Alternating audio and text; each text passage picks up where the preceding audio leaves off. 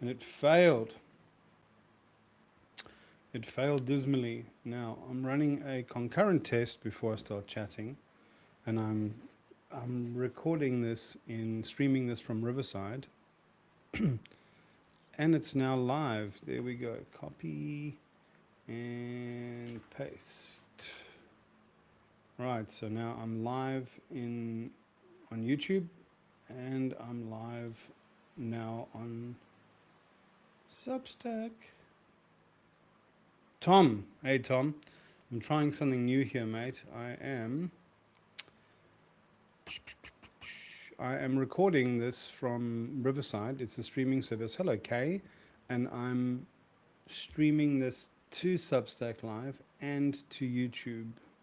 I don't do much on YouTube, but I'm all just testing. So if I look a little bit distracted, that's what's going on. I tried this this morning earlier for myself, and it was a bit of a hash. So I just wanted to do a weekend ramble. And I'm going to try and stay focused, even though I've got screens all over the place here. That's a little bit distracting. Nobody needs to look at three versions of their own face. Yeah. Okay. I don't know how to set that up. But how are we today? Kay and Tom, you folks have been following my rants and rambles, yeah? I'm assuming. And for you, it's probably still Saturday night, I'm assuming. Do you want to let me know whereabouts in the world you're from? And I'll start trying to remember what I was chatting about, or trying to chat about today. So I listened to an episode of 99% Invisible with Roman Mars, and the episode was about, it was called Audio Flux, and it's about this project of short stories from creatives and producers and all sorts of people that there's an organization or a podcast kind of creative project that goes out. They work with a sponsor and a creative sponsor, and they create a prompt, and then they do these rounds of calls to see who responds, and then they listen to or evaluate the audio stories that get submitted, and then they do an event, a live in-person event where they share these things. And I thought it's a lovely idea. And one of the stories that they shared, it was a husband and wife. The husband was telling the story, but it had some audio clips from of the wife speaking. And it was about a time, if I'm not mistaken, that was during COVID. So everybody was a bit depressed and morose, and didn't know how to process all of that. There was too much that was new. We were encountering new limits in the world, yeah, and in our global relationships and our trust relationships with governments and so on. And this was quite unrelated. The lady was, she was trying to switch off from all the news and all the drama and all the things that activate State Finger Lakes region, New York State Finger Lakes region. I will look that up. Thank you for letting me know, Tom. Kay, if you let me know where you're from, that'll add to the chat. And in this little story that they were telling, the wife of this pair now, she was reading something just to try and take her mind off of the depressing news and the state of the world. And when she was reading, there was like a little audio hum that used to play in her ear. Ooh, this note. And she said she started paying attention to that note, and in her personal experience, what it was something or someone or some presence seemed to be with her that was enjoying the thought stream or appreciating the thought stream that she was connecting to. What a beautiful idea.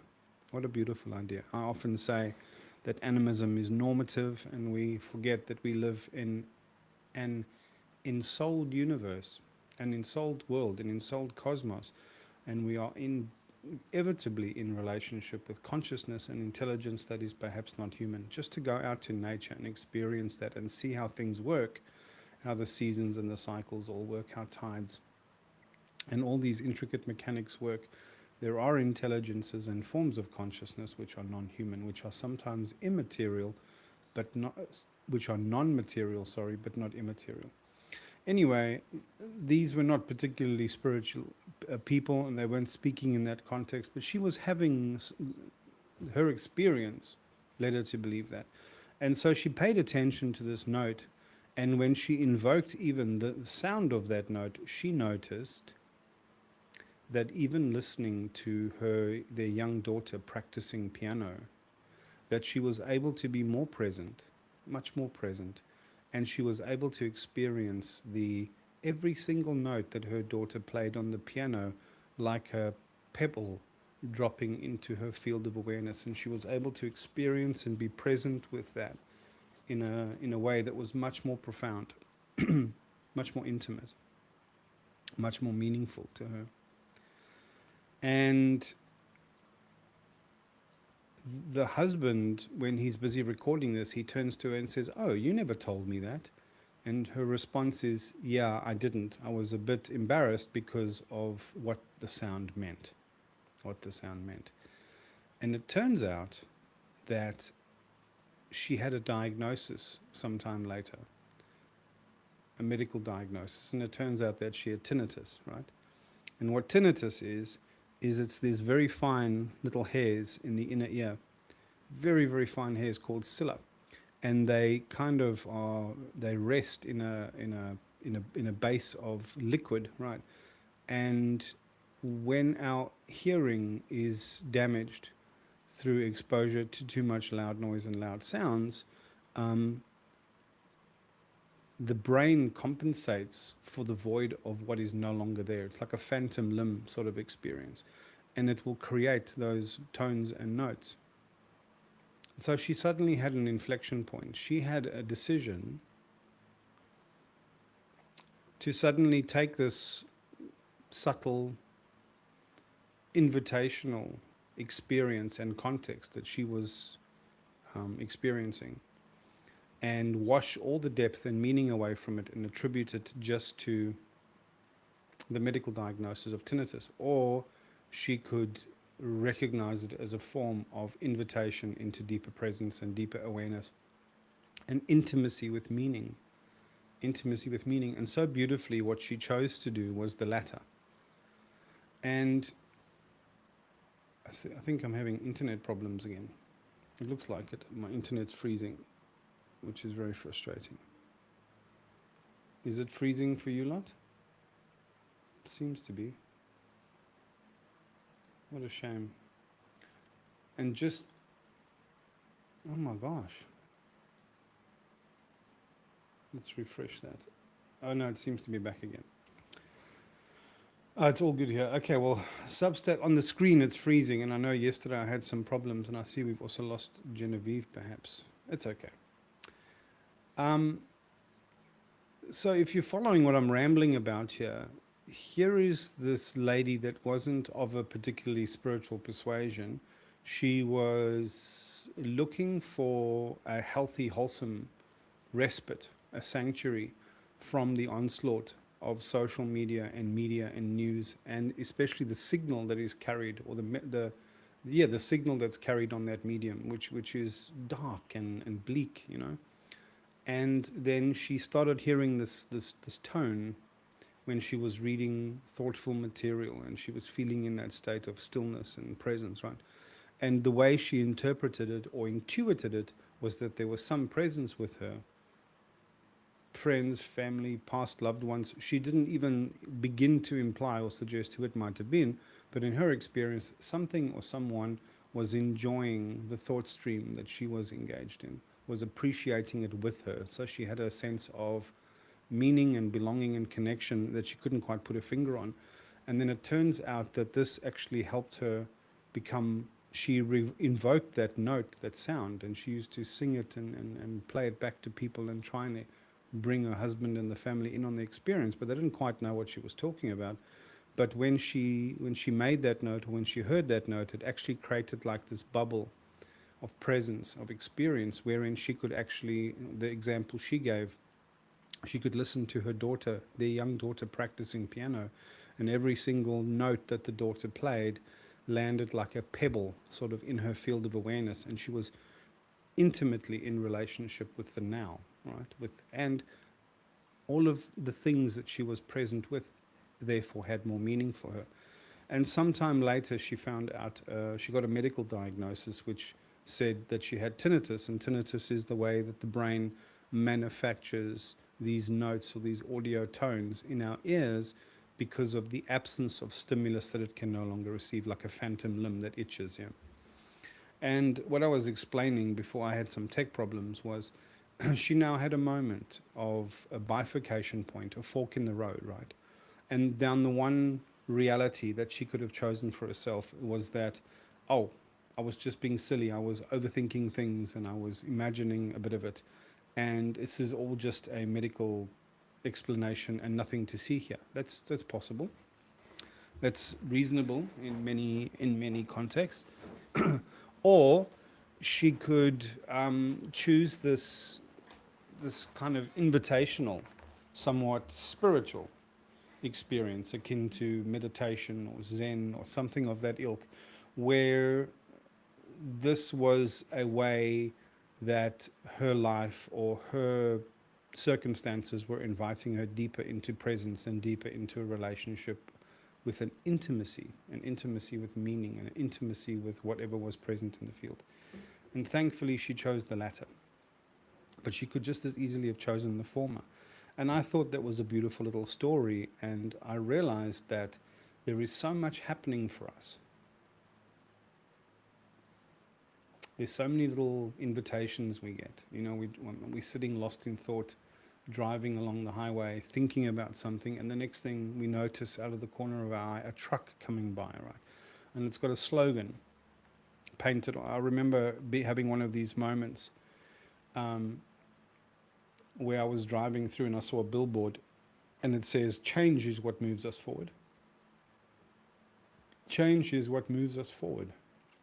And it was exactly a response to the moment that I was mulling over in my head. And it turns out these little invitations are everywhere, everywhere.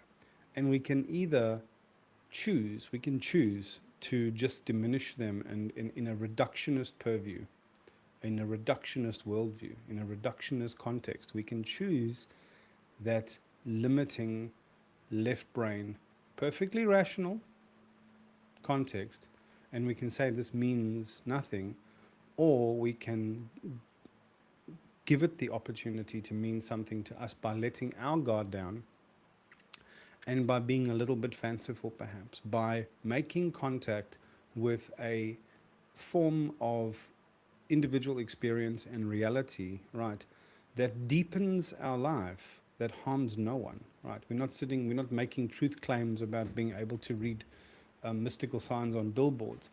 We're saying that our subconscious field is open to symbolic and meaningful interpretations of what can be everyday occurrences. That interests me, and that should interest all of us, because if we take a sliding doors moment and we look at that lady's life, I forget her name, and we follow a documentary of what her life would have been like if she had just accepted the reductionist interpretation, and then we follow her life if she chooses to accept this, let's call it a more spiritual invitation, and you wonder where more meaning is made. I know what my intuition is. My intuition is that the path of interpreting that as having meaning leads to more meaning. What do you think? What do you think? Now, the ancient Greeks used to have language for this. They said that there were two languages in which we can hold the conversation of life and with life, right? And they lived very close to forms of symbolism, and they had animism was a normative worldview for them. They believed that places in nature were alive with presences and forms of intelligence and intentionality and consciousness that were non-human and sometimes non-material. But they saw this enlivened, ensouled interaction of all things, right? And they were in conversation with that. They were in conversation with that. And so the word that they had for the logic and the rational and the reductionist was logia, logos. Yeah? And the word that they had for the imaginal was mythos. Right? And the idea was that to be wise was to be double-minded, this ability that we can have to have the conversation with life in both languages at the same time. That means we don't find ourselves in a circumstance where we actually need clinical medical advice, right? And resort to prayer and faith. That's wading too deep into the water of mythos to a place where your feet can no longer touch the bottom or you can't reach the bank of reason, right? We don't never want to wade that deeply in there, except in moments, in ceremonial moments or in breakthrough moments. Those are absolutely necessary. And there's a saying, I forget who said it, probably someone like Joseph Campbell or Carl Jung, that the mystic swims in the same waters that the psychotic flounders and drowns in. The mystic swims in the same waters that the psychotic drowns in. And my take on what is happening in the world right now is our left brain, our reductionist context, our heliocentric worldview that took the human being out of this place, conceptually, of the center of the cosmos. So we were geocentric. We thought all the planets and everything moved around the Earth, and then we realized through the Copernican shift, the paradigm shift, that the sun was the center, and we lost meaning. And in that terror of not being able to process that loss of meaning and that loss of belonging into an indifferent universe, we found comfort in our reductionism and our atheism and our scientific sense making. And a large part of my work is this wish to reconcile science and mysticism. To reconcile science and mysticism on the premise that both are different windows onto the same fundamental truth and the same ineffable fundament of reality. There is limits to science beyond the Big Bang. They can't explain what consciousness is. When you start unfolding things at the level of the quantum, our laws of cause and effect, especially our expectations of things working in linear time, break down. And that's a beyond which lies mystery, right?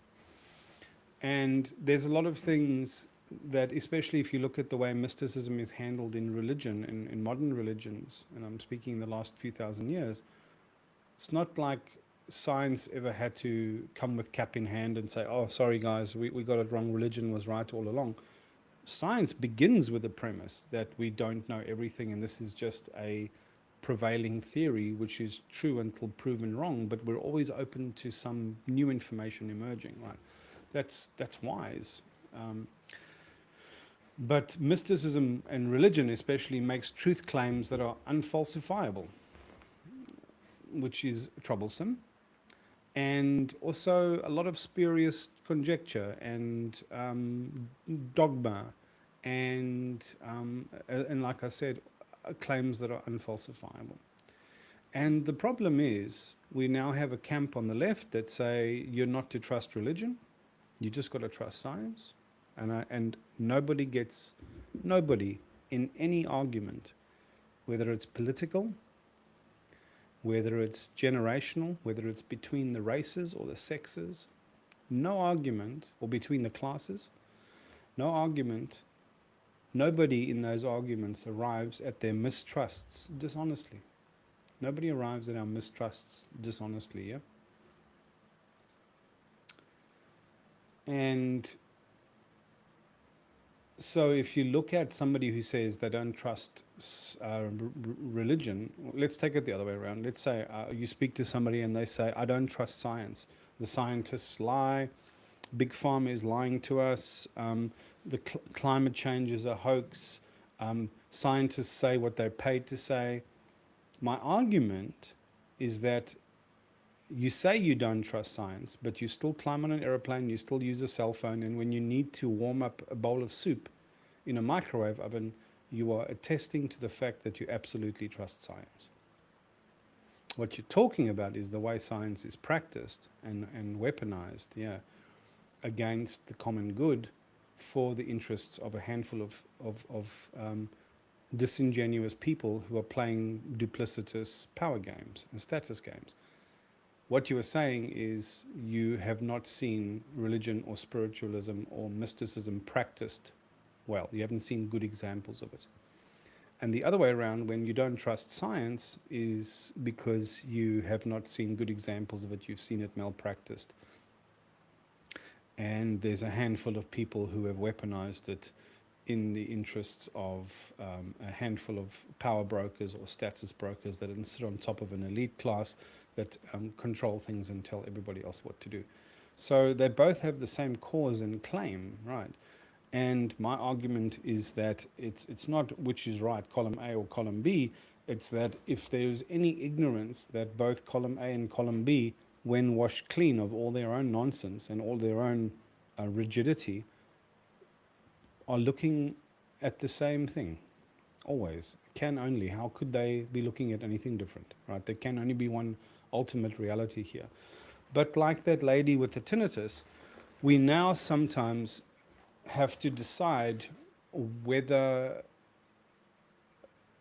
we go get a diagnosis for our quasi-spiritual condition of intuitions and signs and symbols and things, or not. And then if we do, we have to decide how much that means to us. So anything arbitrary could be happening. Even the state of the world out there, to me, is an indication of the way to understand the world at the moment, as far as I'm concerned, is not via more left brain analysis, not via more dissection, not via more reductionism and more diagnosis and more information. That is the left brain's response to not understanding something. It tries to reduce it, it tries to analyze it, it tries to synthesize it, it tries to get down to the right in the weeds, in the complexity. That must be where the answer is. And our sense of mythos does exactly the opposite.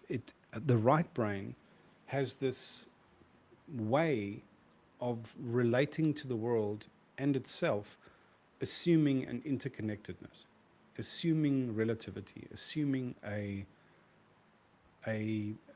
form of mutual relationship and dependency, interdependency. Yeah. And I talk about this a lot. This is related to the work of Ian McGilchrist, the Master and His Emissary, which is this voluminous, well-informed treatise about the differences between the left and right hemispheres and how they each have different sub-persona that we each have inside of us, which he now most of the book, it's this thick tome like this, and most of that book is the evidence of his theory, right? It's all these tests that they did over 10 years of people that had damage to one lobe of the other, or had those corpus callosum cutting, that sectomy that happens when they try and spare somebody from extreme epilepsy. The two hemispheres of the brain communicate through the corpus callosum, and if there's too much activity or if it's unregulated activity, that gets severed to spare somebody that. And then they have this dual experience, right? And some people have damage only to the one side or the other side, either through a birth defect or through some meningococcal virus or some war accident or some vehicle accident or gun accident. And all of these people that were tested and examined, and all the studies and the meta-studies that were done, is his support for his theory and his thesis, which is that the left brain sees the world in a very reductionist way. Me. It's very egoic. And it breaks down everything as being subject and object, something to exploit, something for me, or something against me. Yeah. And that is how our world is being created, because we're left brain dominant as a society. All of our interfaces, all of our all of our ways of doing things. Um, there's a slideshow that I give where I showed two doors, and the one is this ornate carved door with this metal filigree all over it, and it's just beautiful. It's a beautiful door, right? And the other one is a modern door. It's this metal, plain, dull, industrially produced, perfectly functional, simple little door, right? And it's not even minimalist to the point of being aesthetically attractive. It's actually quite, when you look at it next to this other beautiful, ornately carved door, it's just hideous, right? And if you ask most people which one they would choose to walk through, they're always going to say to you the beautiful door, right? And yet we don't make that in society. Our hospital beds where we bring children into the world and allow people to leave and convalesce in their illness are sterile, right? Lifeless, dull. School classrooms, restaurants, people are expected to just sit down and children have to look at this pristine, clean, synthetic white crockery in front of them. Nothing is invitational in that sense, right? And I'm rambling a bit here. But the point is, the thesis of all of this is that if you have that left brain sensibility, designing things, designing processes, designing protocols, choosing that fork in the road, whether to regard tinnitus as just a medical condition or whether to regard that as some perennial invitation into stillness and presence and intimacy and relationship with meaning, I know which one I would choose, right?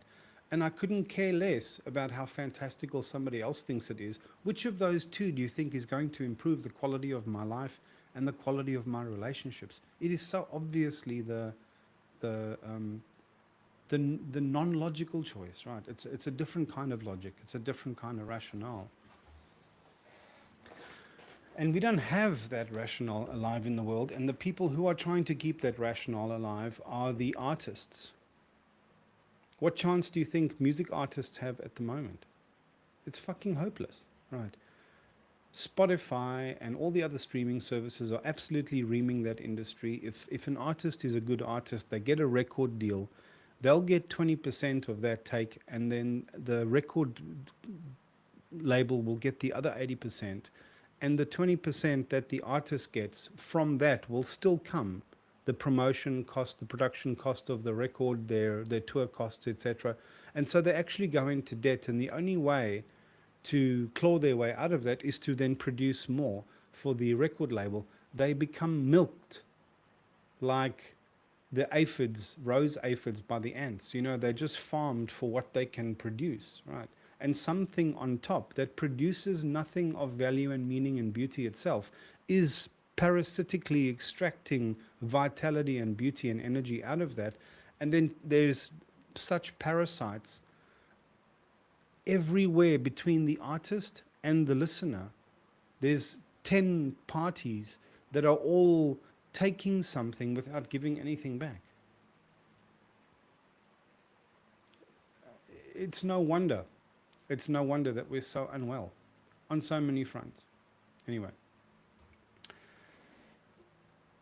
ladies and gentlemen that have joined me here, there's only 3 today because I'm recording very, very late in Western Australia. I thrive on engagement. I thrive on connection. My soul thrives on connection. That is how we can all make meaning together here. So if this conversation is touching you, if it's meaning something to you, get involved. Get involved. I keep talking about what I want to do about this. I want to keep speaking about these ideas, and I want to keep inviting people into such conversation, and I want to go and find people that have an innate sense of this and have some medicine or some technology for the moment, some insight that can really help us. And I want to help platform such voices, and I want to help them find their voice, archetypally speaking. And I want them to feel and be seen, feel seen, and be seen in the giving of their gifts, in their vulnerability, in their authenticity, in their responses to their recognition of this collective malaise that we all share. And I do not believe our answers are religious. I do not believe our answers are political. I do not believe our answers are any of the popular conspiracy theories or bypass theories, or we've done them and tried them to death now, and they haven't, to date, haven't yielded this better way that we're all so desperately longing for. Do you too have any questions? And Ion of Zion, I'm assuming you're a guy. So when I say you gentlemen that are here,